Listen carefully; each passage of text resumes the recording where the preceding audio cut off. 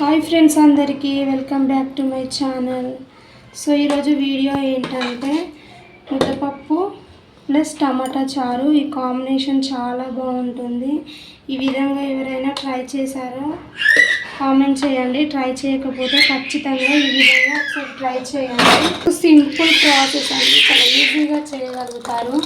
So ఎవరైనా చేయకుంటుంటే ఖచ్చితంగా ఈ విధంగా ట్రై చేయండి. వీడియో ఫస్ట్ టు ఎండ్ అనేది వీడియో స్కిప్ చేయకుండా చూడండి. సో ఫస్ట్ అయితే ప్రాసెస్లోకి వెళ్ళిపోదాం. టమాటా చారు కోసం అయితే ఫస్ట్ అయితే కట్ చేసి పెట్టుకున్న టమాటాలను అయితే వేసేసుకుంటాను. పచ్చిమిర్చి, అలాగే మంచిగా టమాటాలు ఉడకాలంటే సాల్ట్ అనేది ముందే వేసుకుంటాను. కొద్దిగా ఒక 2 టేబుల్ స్పూన్ వరకు ఆయిల్.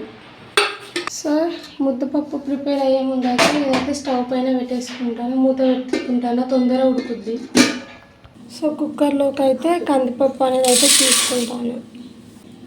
ఇక్కడ నేను 2 గ్లాసుల కందిపప్పు తీసుకున్నాను కాబట్టి ఇందులోకి 6 గ్లాసుల వరకు అయితే వాటర్ వేసుకుంటాను. సో ఒక గ్లాస్కి 3 గ్లాసుల నీళ్ళు పోసుకుంటే పప్పు అనేది పర్ఫెక్ట్గా కుక్ అవుతుంది.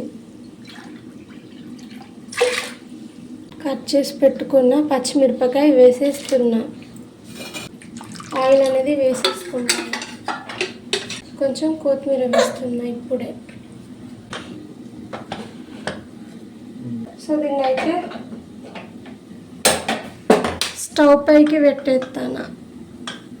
జస్ట్ ఒక 4 విజిల్స్ వస్తే కొంచెం పర్ఫెక్ట్గా కుక్ అవుతుంది. సో ఇక్కడ చూడండి, టమాటాలు అనేవి అయితే మంచిగా ఉడికిపోయాయి. మీరు కావాలంటే ఇట్లనే మిక్సీకి వేసుకోవచ్చు. నేను మిక్సీకి వేస్తలేను, కొద్దిగా వేడి ఉంటుంది కాబట్టి కొన్ని వాటర్ వేసుకొని మంచిగా ఇట్లా కలుపుకొని ఇదంతా తీసేస్తాను అన్నమాట. సో చూడండి, రసంలో ఉన్న టమాటా అంతా ఇట్లా తీసేసుకుంటాను. సో నేను ఇందులోకి అయితే చింతపండు అనేది అయితే యాడ్ చేస్తలేను. మీరు కావాలంటే వేసుకోండి, ఎందుకంటే ఆల్రెడీ నేను తీసుకున్న టమాటాలు అయితే చాలా పుల్లగా ఉన్నాయి కాబట్టి నేనైతే చింతపండు అనేది అయితే యాడ్ చేయలేదు. సో ఈ విధంగా దీంట్లో ఉన్న ఈ తొక్కలన్నిటిని అయితే మంచిగా తీసేసుకోవాలి. సో నేను ఇందులో ఫస్టే ఉప్పు వేసాను కాబట్టి ఉప్పు వేయట్లేదు. కొద్దిగా పసుపు, అలాగే కొంచెం కారం, ఇందులోకి కొత్తిమీర అనేది వేసుకుంటాను. సో స్టవ్ పైన పెట్టుకొని కొంచెం మసలనివ్వాలి. సో పప్పు అనేది చూడండి, నేను ముందుగానే ఆయిల్ వేసిన పప్పులో కాబట్టి మంచిగా విజిల్ వచ్చినప్పుడు బయటికి రాదన్నమాట. ఆయిల్ వేయడం వలన పప్పు పొంగకుండా ఉంటుంది. కొంచెం ఇది ఒక చిన్న చిట్కా అన్నట్టు. సో చూడండి, 5 విజిల్స్ వచ్చినాయి కదా, పప్పు అనేది అయితే పర్ఫెక్ట్గా కుక్ అయిపోయింది. సో ఇక్కడ నేను చెప్దామనుకున్నది ఏంటంటే, నేను ఇక్కడ పొట్టు కందిపప్పు తీసుకున్నాను. ఎందుకంటే పొట్టులో మంచిగా ఫైబర్ ఉంటుంది కాబట్టి నేను ఆల్మోస్ట్ మినప్పప్పు అయినా కందిపప్పు అయినా పొట్టుతో వాడడానికే ఎక్కువ చూస్తాను అన్నమాట. సో పప్పు అయితే మంచిగా మెత్తగా ఉడికింది. సో దీంట్లోకి ఏంటంటే ఒక ఉప్పు వేసుకోవాలి. ఉప్పు వేసుకొని పక్కన పెట్టుకొని తాలింపు వేసుకోవాలి. సో ఉప్పు అయితే వేసుకొని దీన్ని అయితే పక్కన పెట్టేసుకుంటాను.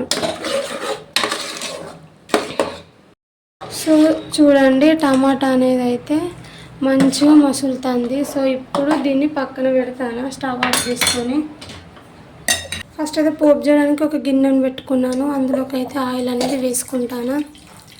సో ఇక్కడ ఆయిల్ మంచిగా వేడైంది. ఇప్పుడు ఇందులోకి జీలకర్ర, ఆవాలు, కట్ చేసి పెట్టుకున్న ఉల్లిపాయలు, కొద్దిగా పచ్చిమిర్చి,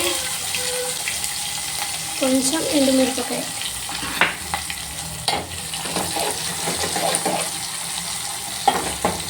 సో పోపుని అయితే కొంచెం పుదీనా వేస్తున్నా. ఫ్లేవర్ చాలా బాగుంటుంది.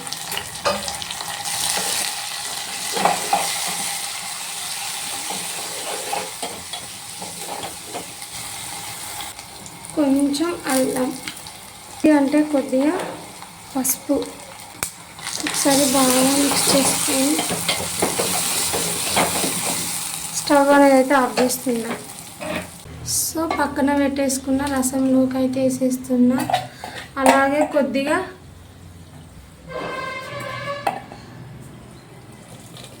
ముద్దపప్పులోకి అయితే వేసేస్తున్నాను.